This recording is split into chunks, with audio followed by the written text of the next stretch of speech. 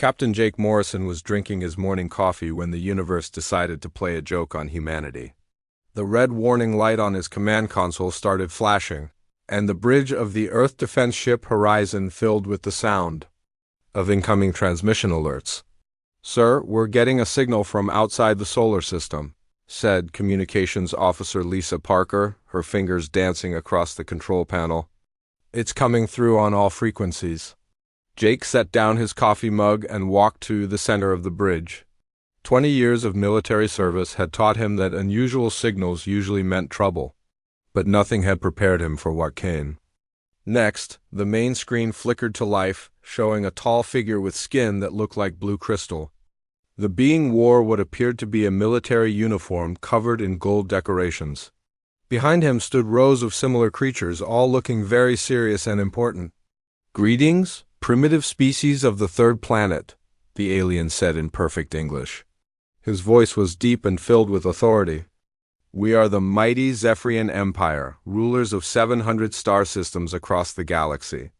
Your world has been selected for incorporation into our glorious domain." Jake looked around the bridge. His crew was staring at the screen with expressions ranging from shock to confusion. Navigator Pete Collins had his mouth hanging open. Chief Engineer Amy Rodriguez was trying not to laugh. The alien continued his speech. "I am Admiral Zexthal of the Fourth Fleet. We will arrive at your world in 7 of your rotations. During this time, you will prepare for our arrival by gathering your leaders and surrendering all military weapons. Resistance is futile and will result in additional paperwork." The transmission ended, leaving the bridge in stunned silence. Jake counted to 10 before speaking. "Did he just say additional paperwork?" asked Lisa, replaying the message. "He did," confirmed Pete, shaking his head.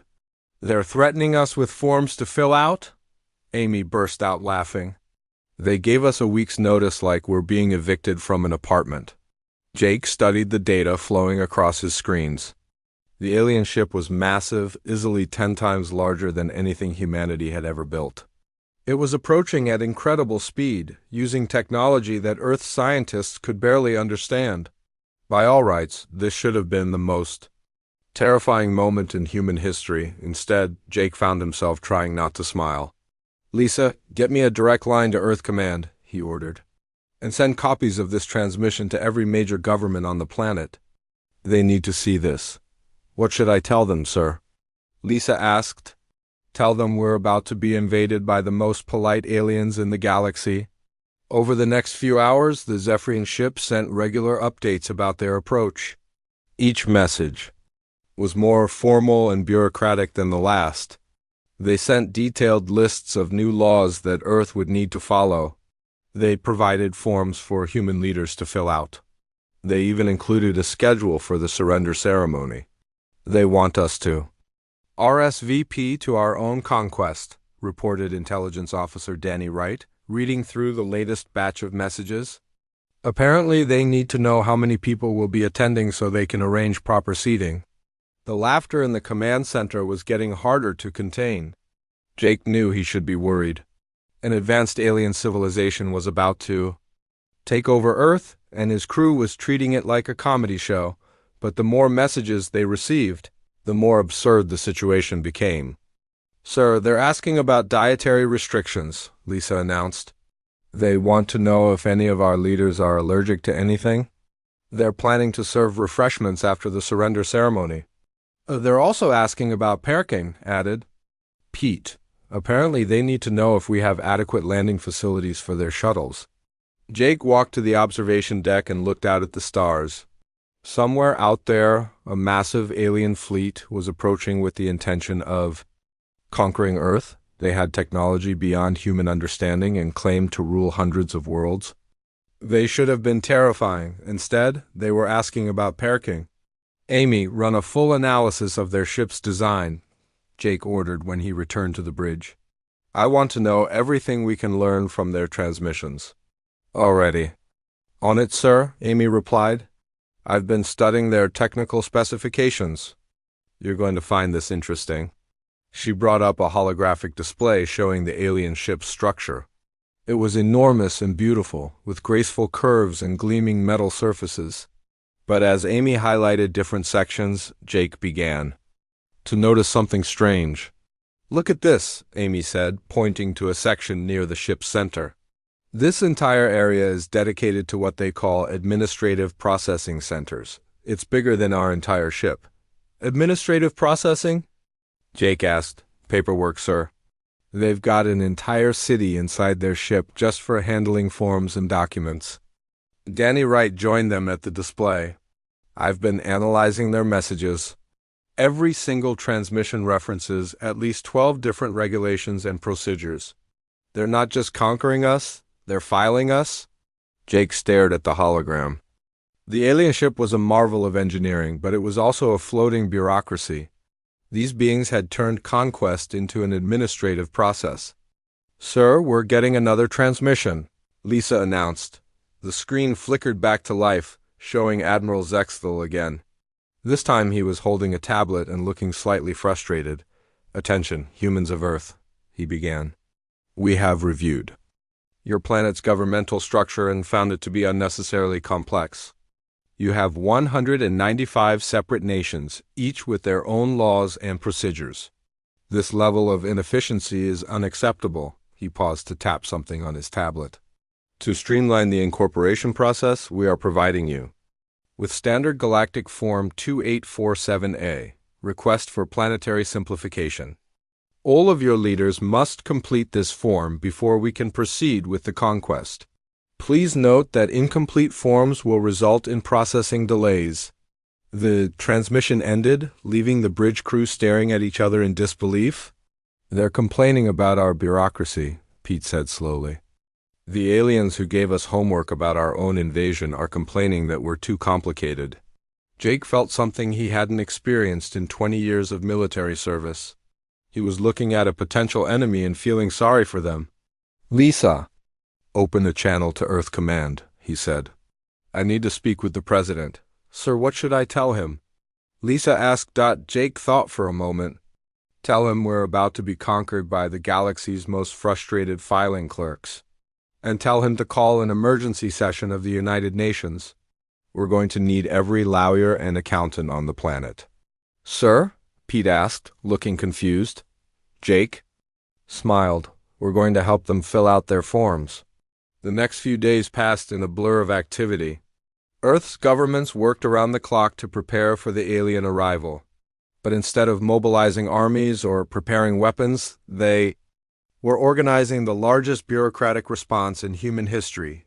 Teams of lawyers studied Zephyrian regulations.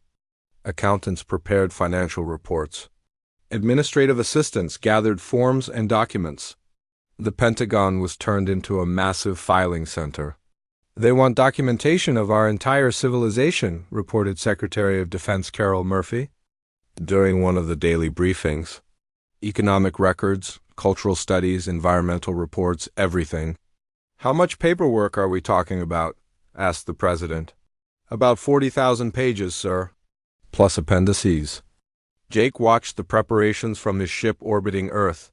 The Zephyrian vessel was now visible to the naked eye, a brilliant star growing brighter each day.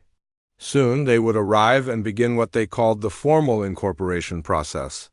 But as Jake looked down at his home planet, he felt oddly confident. Humanity had faced many challenges throughout history, but they had never faced an enemy quite like this. The Zephyrians were advanced, powerful, and organized. They were also about to discover that humans were very, very good at paperwork, and they were about to learn that when it came to bureaucracy, Earth was the major leagues. The Zephyrian mothership arrived exactly 7 days after their first message, just as promised.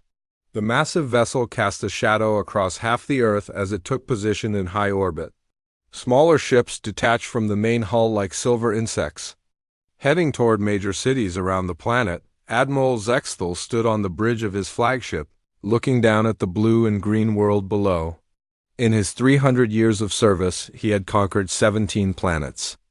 Each time, the native species had either fled in terror or surrendered immediately when they saw the power of Zephyrian technology. He expected nothing different from these humans, The first meeting was scheduled to take place in Geneva, Switzerland. Earth's hastily assembled diplomatic team waited in the main conference hall of the United Nations building. Captain Jake Morrison had been chosen to represent humanity's military forces, along with Dr. Helen Brooks, a scientist who studied alien life, and Secretary of State Ron Carter. Jake watched through the tall windows as the Zephyrian shuttle descended from the sky. It was beautiful, all smooth curves and gleaming metal, but it landed with the precision of a mail truck making a delivery. Even their arrival felt more like a business appointment than an invasion. The shuttle doors opened with a soft hiss, and the Zephyrians emerged in perfect formation. Admiral Zexthal led the group, his crystalline skin catching the afternoon sunlight. He stood 7 feet tall and moved with the confidence of someone who had never been told no. Behind him came 6 other aliens, all carrying glowing tablets and wearing expressions of complete authority. "I am Admiral Zexthal of the Galactic Empire," he announced in a voice that carried across the entire plaza. His translation device made his words sound formal and important. "By decree of the High Council, this world is now under the protection and governance of the Zephyrian Empire. You will surrender your weapons and submit to our administrative process." Jake stepped forward, trying to keep his face serious. "Welcome to Earth, Admiral. We've had a chance to review your proposal. We have some questions about the terms and conditions." Zexthal's crystal features shifted in what might have been confusion. "Questions? There are no questions in a conquest. You submit or face the consequences of resistance."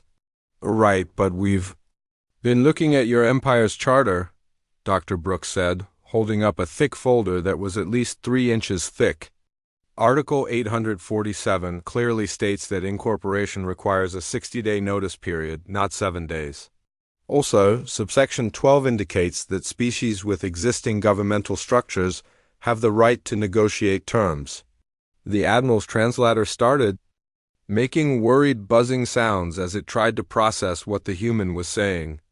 Around the plaza, news cameras captured the moment when the mighty Zephyrian Empire met its first legal challenge. "You read our charter?" Zexthal asked, his commanding voice becoming uncertain. "Cover to cover," Ron Carter added with a cheerful smile.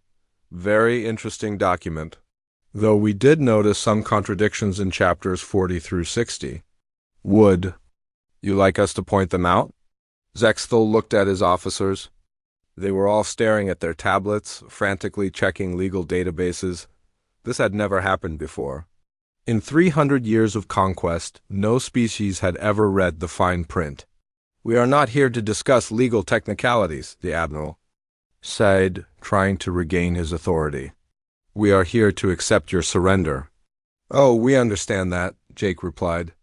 "But according to Galactic Regulation 1847C, any species has the right to request clarification of terms before formal surrender. We're just exercising our rights under your own laws." Dr. Brooks opened her folder and pulled out a stack of papers. "We've prepared a list of questions about the incorporation process. Nothing too complicated. Only about 200 items." The Admiral's aide, Sub-Commander Veltar, leaned over and whispered something urgent in his ear. Zexthal's expression grew more confused. "My legal officer informs me that you are technically correct about the regulations," he said slowly, "but this is highly irregular. Most species are too frightened to read the paperwork." "We're not most species," Ron Carter said with a grin. "We love paperwork. It's kind of our thing." What followed was the strangest conquest in galactic history. Instead of weapons and explosions, there were conference rooms and coffee breaks. The Zephyrians found themselves sitting through PowerPoint presentations about Earth's governmental structure, economic systems, and environmental concerns. "Your planet appears to have a very complex administrative system," noted Sub-Commander Veltar during one of the sessions. "You have multiple levels of government, each with different responsibilities." "That's right," confirmed Dr. Brooks. "We have local, state, and federal governments, plus international organizations, NGOs, and various regulatory bodies. It's quite efficient once you understand how it all works together." The alien officers looked overwhelmed. They were used to dealing with simple planetary governments, not the intricate web of bureaucracy that humans had created. How do you get anything done? Asked another Zephyrian officer. Committees, Jake answered. Lots and lots of committees. Admiral Zexthal was beginning to understand why his computer systems had been working overtime since arriving at Earth. The humans had been sending them questions, clarifications, and requests for additional information at a rate of about 50 messages per hour. You want us to fill out environmental impact forms? He asked, staring at the latest batch of documents. Well, yes, said Dr. Brooks. Your ships are quite large. We need to make sure they won't disrupt local weather patterns or wildlife migration routes. It's all very standard. We're conquering your planet, Zexthal said, his voice rising.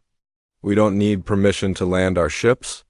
Actually, according to your own environmental protection statutes, sections 200 through 247, you do, Ron Carter replied, pulling out another thick manual. Your empire has very strict rules about environmental impact. We're just helping you follow them.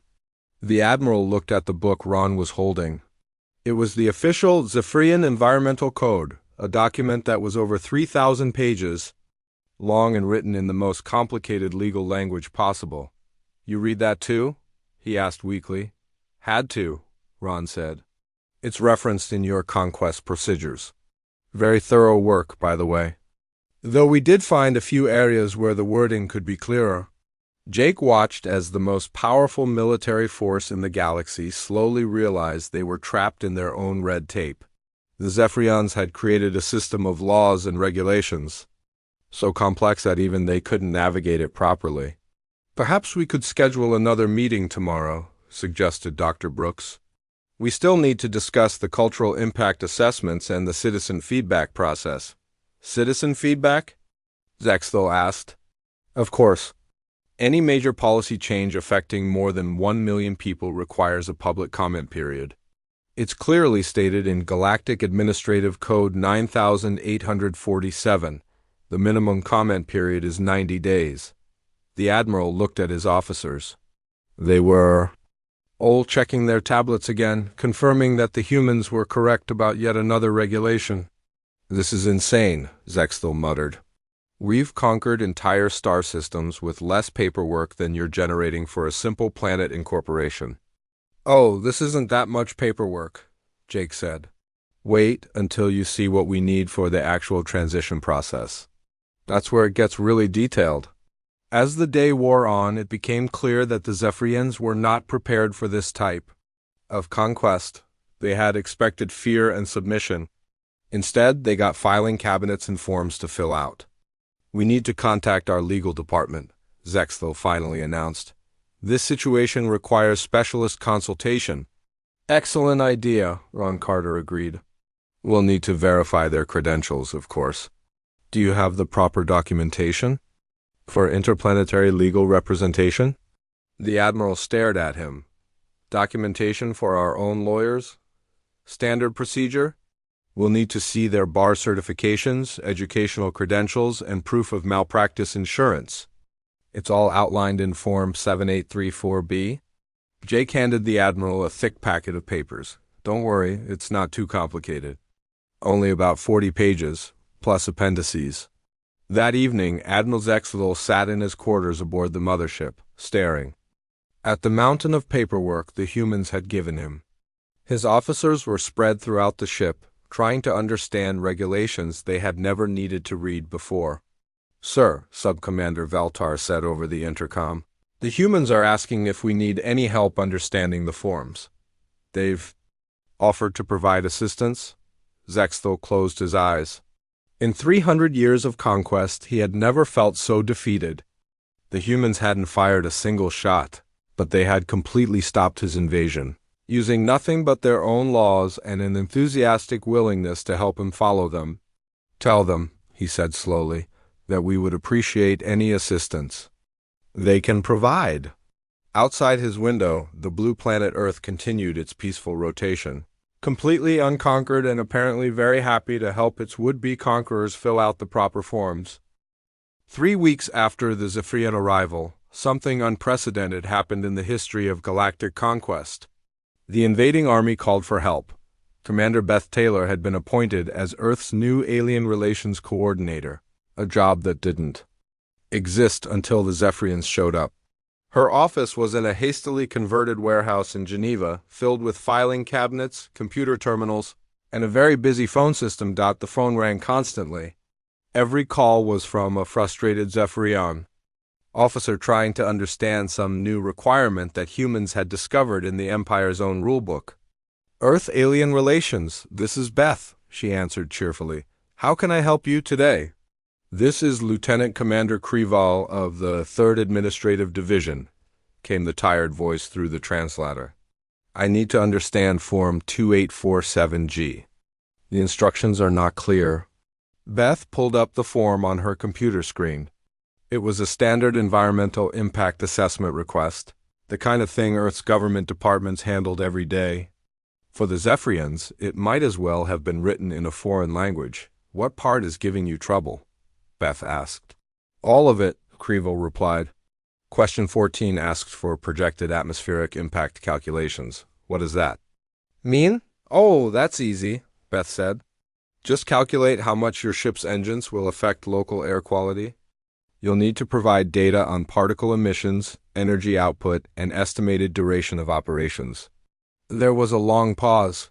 We don't have that information. No problem. We can help you gather it. You'll need to fill out forms 3001 through 3009 to request the atmospheric monitoring equipment. Once you have the data, you can complete the impact assessment. More forms? Krival's voice cracked slightly. Just 9 more. Very simple ones. Should only take a few days to process. After she hung up, Beth marked another tally on her whiteboard. That was the 47th call that morning. And it wasn't even lunchtime yet. Captain Steve Walsh walked into her office carrying a stack of folders. He had been put in charge of what they called compliance assistance for the Zephyrian military. Units. How many today? He asked, nodding at the whiteboard. 47 calls before noon, Beth replied. I think we're breaking their spirit. Steve grinned. Wait until you see what happened at the morning briefing. Admiral Zexville actually asked his officers to take notes. The transformation of the Zephyrian occupation had been remarkable to watch. What started as a confident military conquest had become a desperate attempt to understand Earth's regulatory requirements. The aliens spent more time in training sessions than military operations. Steve had organized daily workshops for Zephyrian officers, teaching them everything from proper form completion to meeting management. The sight of 7-foot crystal beings sitting through PowerPoint presentations had become normal around Geneva. Today's topic is stakeholder engagement, Steve announced to a room full of increasingly confused aliens. You can't just make decisions without consulting the people who will be affected. Sub-Commander Veltar raised his hand. But we are conquering them. Why do we need to consult them? Because, Steve replied patiently, according to Galactic Administrative Code 4471, any governmental change affecting more than 10,000 individuals requires a public consultation period. Earth has 7 billion people. That's a lot of consultation. The Zephyrians looked at each other with growing horror. They were beginning to understand that their own empire had created a bureaucratic monster that was now devouring their invasion. Doctor Helen Brooks had been busy too. She had been assigned to help the Zephyrians understand Earth's cultural requirements. This turned out to be even more complicated than the environmental forms. You need to conduct a cultural impact study, she explained to a group of Zephyrian cultural officers.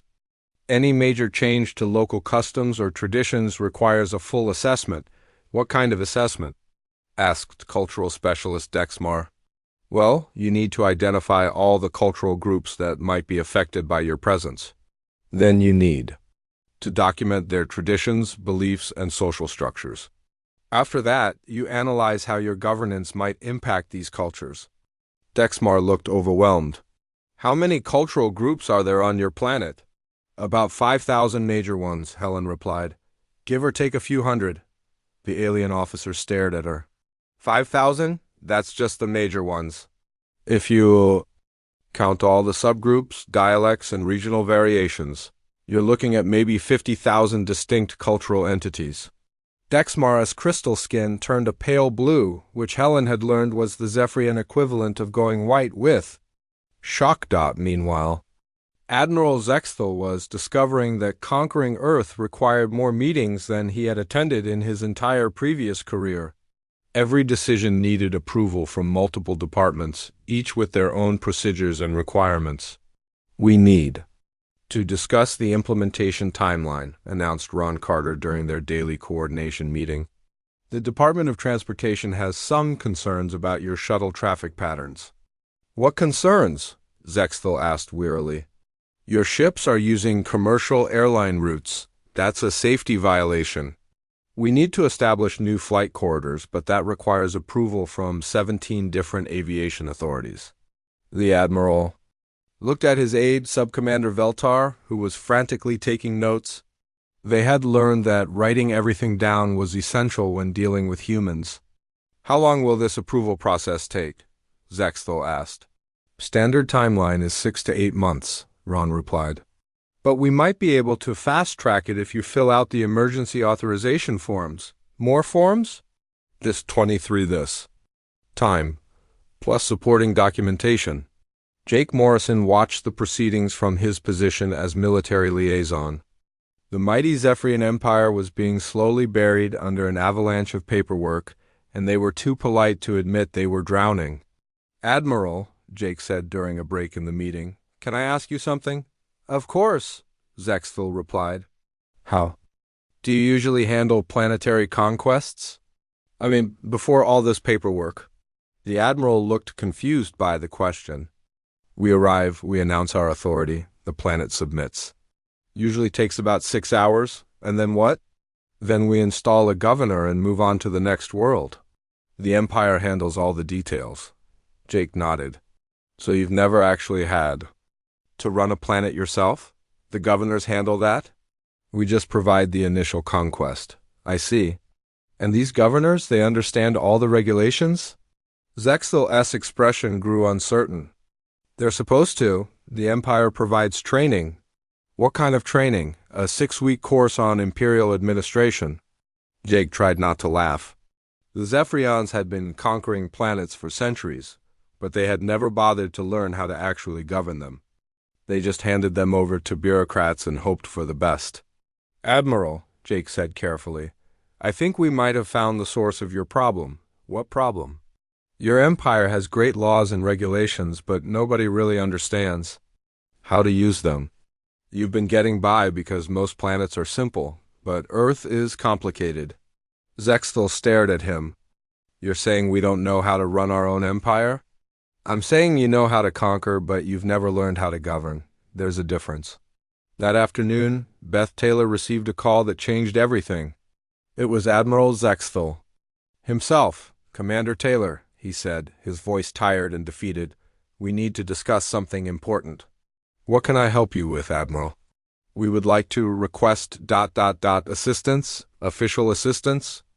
From your government? Beth nearly dropped the phone. Assistance with what? With understanding our own regulations. We appear to have created a system that we cannot navigate ourselves. You want us to help you figure out how to conquer us? We want you to help us figure out how to govern properly. Your species seems to understand these things better than we do. Beth looked around her office at the stacks of forms, the busy phone lines, and the whiteboard covered in tally marks. The Zephyrians had come to conquer Earth, but somehow humans had ended up training them instead. We'd be happy to help, she said, but we'll need to set up a proper assistance program. That's going to require some paperwork. There was a long pause. Then Admiral Zexthal did something that no Zephyrian military officer had ever done in 300 years of conquest. He laughed. Of course it does, he said. How many forms? Oh, not too many, maybe 30 or 40.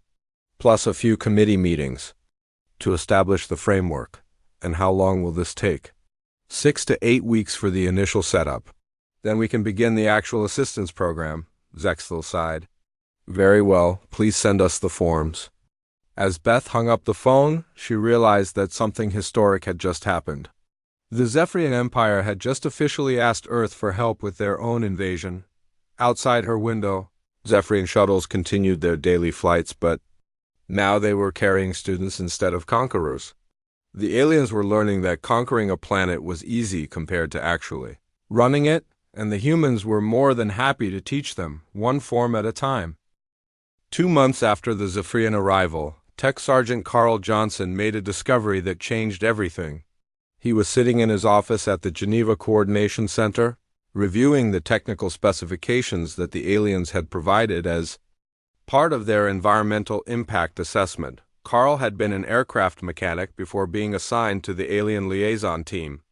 He understood engines, power systems, and fuel efficiency better than most people understood their morning coffee routine. As he read through the Zephyrian ship specifications, something made him stop and read again. Then he started laughing so hard that tears ran down his face. "You need to see this," he called to his supervisor, Colonel Tracy Martinez, who was working at the next desk over. Tracy walked over and looked at Carl's computer screen. Her eyes widened as she read the numbers. "This can't be right," she said. "Tell me this is a translation error." "I checked it 3 times, Carl replied, still grinning. "Their main ship uses more power for mood lighting than we use for the entire city of Denver." Tracy sat down and studied the data more carefully. The numbers were incredible. The Zephyrian mothership, for all its advanced technology, was one of the most inefficient machines ever built. "Look at this," Carl continued, pointing at different sections of the report. "Their weapon systems are powered by the same grid as their recreational facilities. When they want to watch movies, they have to shut down their guns." "It gets worse," Tracy said, scrolling through more data. "Their life support systems are on a timer. They automatically shut down in unused sections of the ship to save power. If someone takes a wrong turn, they could suffocate." Carl pulled up another file.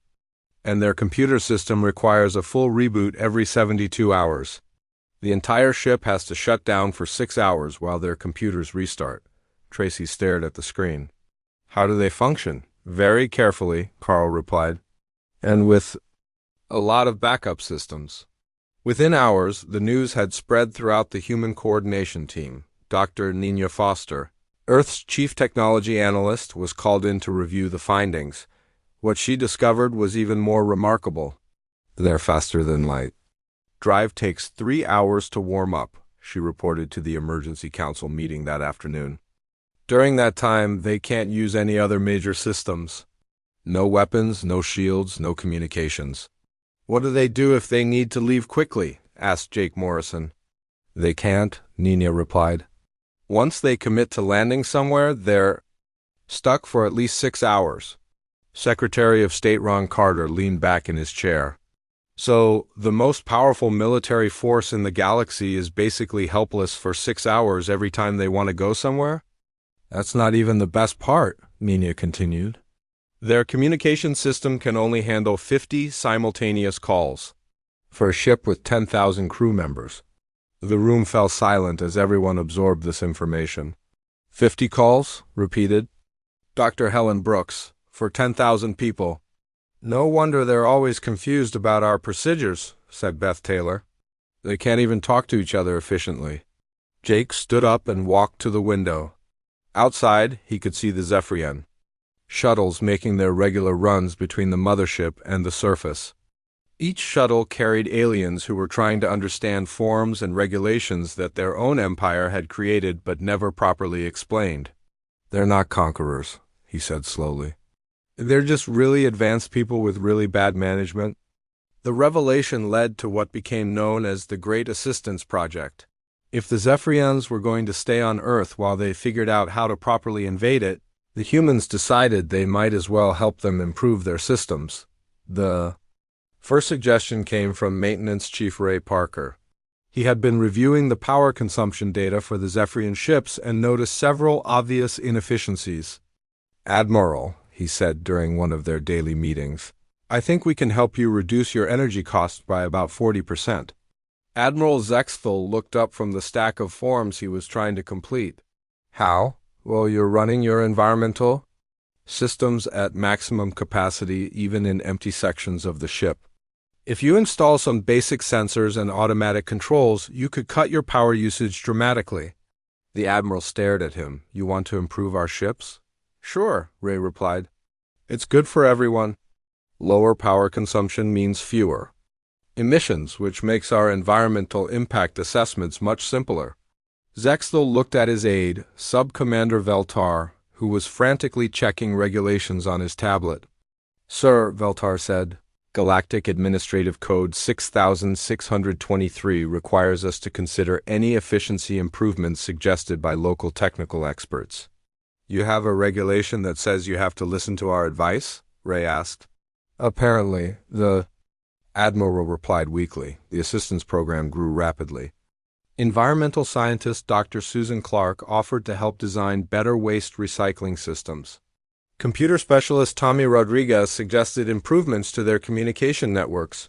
Even teenagers started submitting ideas through the official suggestion program. 15-year-old Kevin Murphy sent in a proposal for reorganizing the Zephyrian command structure to reduce decision-making delays. His drawing looked like a typical school organization chart, but it would have cut their administrative processing time in half. A human child wants to redesign our command structure? Asked Sub-Commander Veltar during one of the weekly review meetings. According to Regulation 8847, all citizen suggestions must be formally evaluated, replied Beth Taylor. Age is not mentioned as a disqualifying factor. The most remarkable moment came when the humans offered to help improve the Zephyrian weapon systems. Dr. Foster had noticed that their targeting computers were extremely slow and suggested some software upgrades. You want to make our weapons better? Admiral Zexthel asked, looking confused. Well, yes, Nina replied. Your targeting systems can't hit anything moving faster than 0.3 C. That's pretty slow by galactic standards. We've got some ideas for improving the tracking algorithms, but we might use those weapons against you, Nina shrugged. You're bound by your own rules of engagement, which clearly state that weapons can only be used in cases of direct resistance to lawful authority. Since we're cooperating with your administrative process, you can't shoot us anyway. The Admiral looked at his legal officer, who confirmed that the human was correct. Besides, Nina continued, good governance requires effective tools. If you're going to be responsible for protecting this sector of space, your weapons should actually work properly. Admiral Zexthel realized that the humans had found a way to help their conquerors become better at conquering while making it impossible for the conquering to actually happen. The improvement suggestions kept coming. The humans offered better scheduling software, more efficient food production systems, improved medical equipment, and even design changes for the Zephyrian uniforms. Your current uniforms restrict movement by about 15%, noted Textile expert Maria Santos. A few small changes to the cut and fabric could improve comfort and efficiency significantly. You want to redesign our military uniforms? Asked cultural specialist Dexmar. Only if you want to be more comfortable, Maria replied. Though according to your own Uniform Standards Manual, Section 23, any modifications that improve operational efficiency are strongly encouraged. The Zephyrians discovered that every aspect of their empire could be improved, and that humans seemed to have endless enthusiasm for pointing out exactly how to do it. What had started as a conquest was becoming the most comprehensive efficiency. Review in Galactic History. Sir, Sub-Commander Veltar reported during the Admiral's evening briefing, we've received 347 improvement suggestions today. The humans are offering to help with everything from engine maintenance to meal planning. Admiral Zexthel looked out at the planet below. Somewhere down there, 7 billion humans were going about their daily lives while simultaneously teaching his empire how to function better. How many of these suggestions are we required to implement? He asked. According to Imperial efficiency directives, we must implement any suggestion that provides measurable improvement at reasonable cost, Veltar replied. And how many suggestions meet those criteria? Veltar checked his tablet. All of them. Sir, the admiral closed his eyes. In 300 years of conquest, he had never encountered anything like this. The humans had turned invasion into a consulting project, and their own laws required them to accept the help. Very well, he said finally. Implement the suggestions, all of them, sir? You heard me? If the humans want to help us become a better empire, let them. At this point, I'm curious to see what happens. Outside his window, Earth continued its peaceful rotation. Unconquered, but somehow more involved in running the Zephyrian Empire than any planet in galactic history. 1 year after first contact, the Galactic Empire faced a crisis unlike anything in their 3,000-year history. The human situation had become what Imperial headquarters called a special administrative case, which was their polite way of saying they had no idea what was happening on Earth. Emperor Zarthal sat in his crystal palace on the capital world of Zephyria Prime, reading reports that made no sense. According to the data, Admiral Zexthal's fleet had achieved the most successful planetary incorporation in Imperial history. Efficiency was up 300%. Officer satisfaction ratings were higher than any previous assignment. Operating costs had dropped by half, while compliance with regulations had increased dramatically. But somehow, Earth still wasn't actually conquered. Explain this to me again, the Emperor said to his council of advisors. How can a planet be successfully incorporated without being conquered? Grand Admiral Vextan, head of Imperial military operations, shuffled through his reports. The humans appear to have optimized the incorporation process, Your Imperial Majesty. Optimized? They've found ways to comply with all Imperial requirements while technically maintaining their independence. It's quite ingenious, actually. The Emperor's crystalline features darkened, which was never a good sign. Are you telling me that this primitive species has outsmarted our entire legal system? Not outsmarted, Your Majesty. They've simply improved it. The truth was even stranger than the reports suggested. Earth had become the unofficial training center for the entire Zephyrian Empire. Officers from across the galaxy were being sent to study human efficiency methods. What they found was a species that treated everything like a problem to be solved rather than an order to be followed. Captain Jake Morrison had been promoted again, this time to the newly created position of Ambassador to the Galactic Empire. It was a job that didn't exist in any official capacity, but had become essential for keeping the increasingly complex relationship between Earth and the Zephyrians functioning smoothly. He was in his office reviewing the latest batch of improvement suggestions when Admiral Zextal called for an emergency meeting. Jake, the Admiral said as soon as the communication link opened, we have a problem. What kind of problem? The kind where the Emperor wants to know why we haven't conquered your planet yet. Jake leaned back in his chair. They had all known. This moment would come eventually. What did you tell him? That the incorporation process is ongoing and proceeding according to all applicable regulations. That's technically true. Yes, but he wants details. He's sending an inspection team? Jake thought for a moment. An Imperial inspection could complicate things significantly.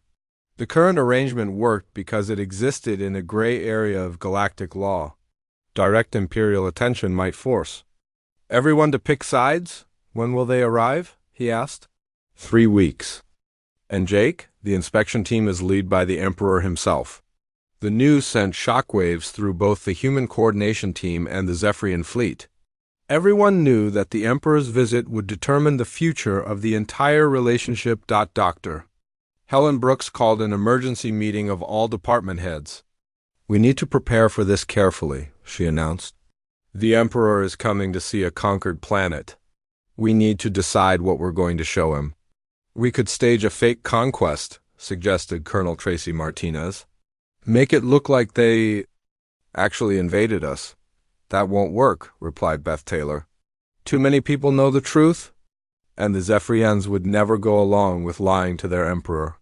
Jake had been quiet during the discussion, but now he spoke up. What if we don't try to fool him? What if we just show him exactly what's happened here?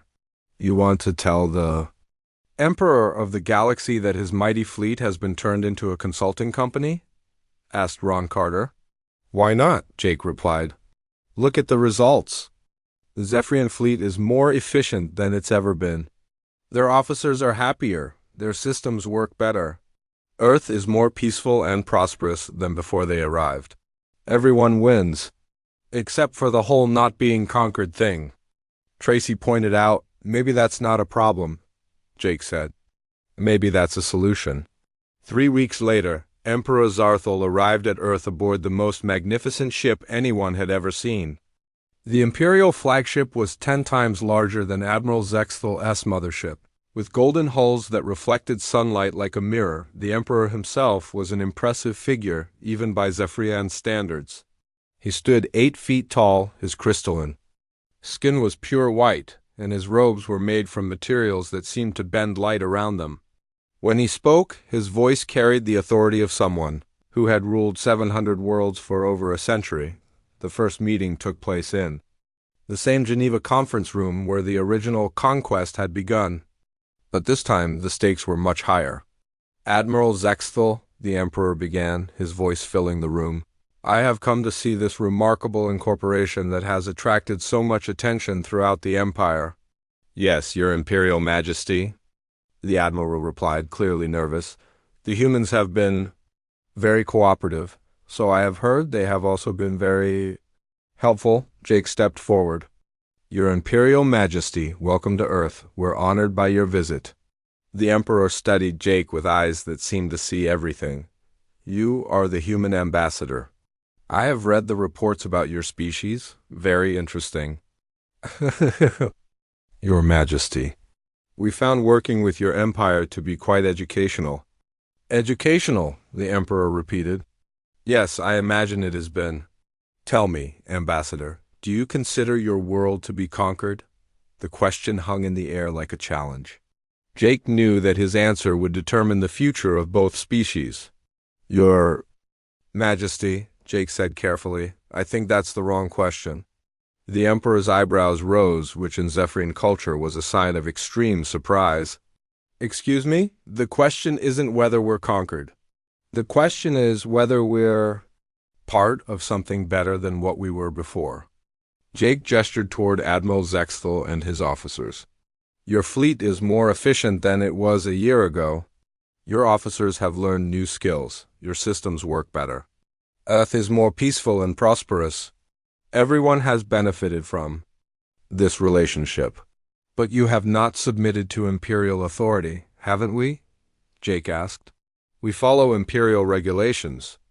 We participate in Imperial programs. We contribute to Imperial goals. We've just done it as partners instead of subjects. The Emperor was quiet for a long moment. Then he asked, Show me what you have built here. What followed was a tour unlike anything in Imperial history. The Emperor saw Zephyrian officers attending human-led efficiency workshops. He watched as mixed human-alien teams worked together to solve administrative problems. He reviewed improvement suggestions that had been submitted by everyone from respected scientists to elementary school children. This is remarkable, he said after visiting the Joint Coordination Center. You have created something that I have never seen before. What's that, Your Majesty? Asked Dr. Brooks. A conquest that improved both the conqueror and the conquered. That evening, Emperor Zarthal held a private meeting with Jake in his ship's observation deck. The view of Earth through the massive windows was breathtaking. Your species has done something unprecedented, the Emperor said. You have changed the nature of Imperial expansion itself. We didn't mean to change anything, Jake replied. We just wanted to help everyone do their jobs better. And in doing so, you have shown us a better way to build an empire. The Emperor turned from the window to face Jake directly. I have a proposition for you. What kind of proposition? The Galactic Empire is large and complex. Many worlds struggle with the same inefficiencies that we found here. We need advisors who understand how to make systems work better. Jake began to understand where this was going. You want Earth to help reform the entire empire? I want Earth to become the center of a new kind of galactic civilization, one built on cooperation instead of conquest. Partnership instead of domination? The Emperor's proposal was simple but revolutionary. Earth would become the administrative heart of a reformed galactic empire. Instead of conquering worlds, the empire would invite them to join. Instead of imposing rule from above, they would build systems that worked for everyone. It won't be easy, the Emperor warned.